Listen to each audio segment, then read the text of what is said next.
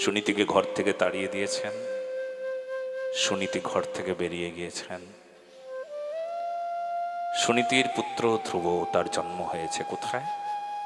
রাজপ্রাসাদে নয়, বনে, ছোট্ট কুটিয়ায়।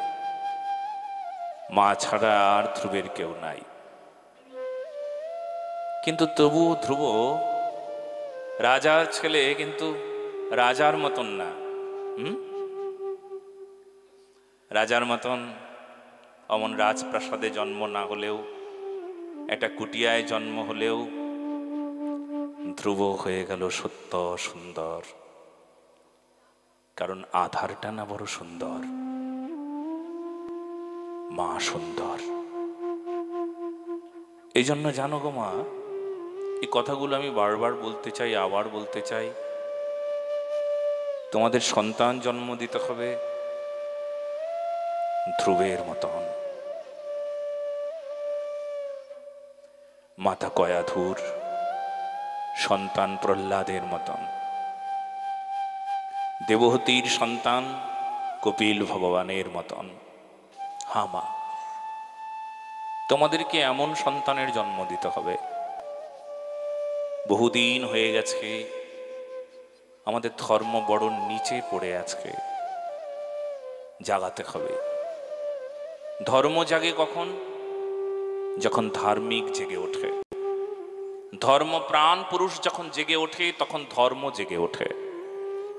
ধর্ম নিচে কখনো যায়? ধর্মের 4টি চরণ কেটে দিয়েছে, কারণ আমাদের তপস্যা নাই, আমাদের দয়া নাই, আমাদের পবিত্রতা নাই, আমাদের সত্যগুণ নাই। তাই ধর্মের 4টি চরণ কাটা।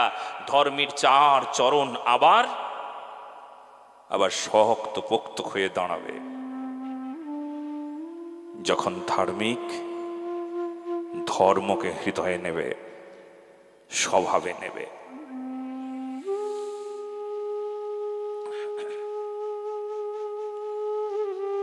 এই জন্য তোমাদেরকে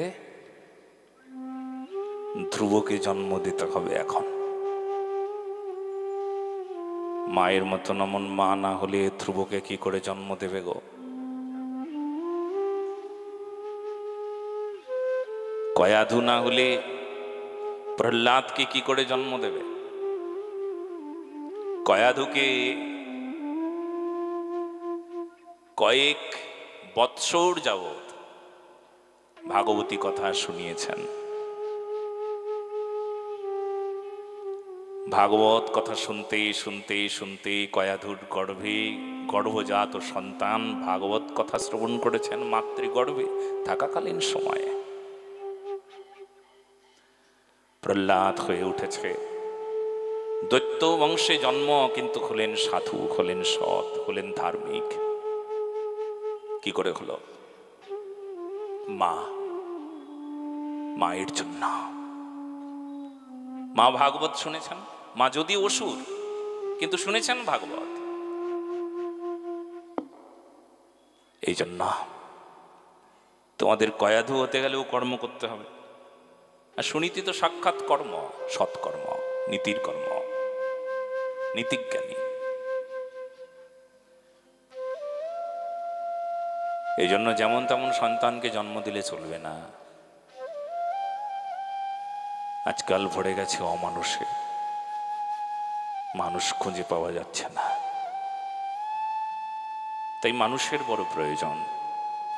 এ সমাজে যদি একটা মানুষও তৈরি হয় না, একটা মানুষ,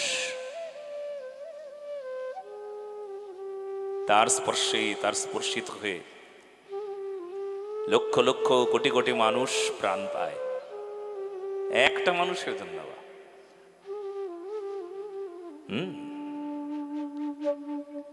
এরা স্পর্শমণি। স্পর্শমণি মানে বোঝো গো? স্পর্শমণি মানে কি বলো তো গো মা? যার ছোঁয়ায় সোনা হয়ে যায়, যার ছোঁয়া লাগলেই সোনা। ছোঁয়া লাগাতে হবে না, যার মুখের কথায় সোনা হয়ে যায়। বলো না গো? যার মুখের কথায় সোনা হয়ে যায়, যার দর্শনে সোনা হয়ে যায়, যেমন তেমন সোনা না, খাঁটি সোনা।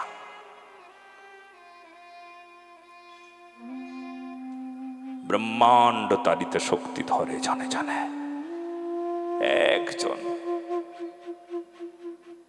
একজন মহৎ পুরুষ কোন জায়গায় প্রবেশ করলে বাস সেখানকার জয় জয়কার।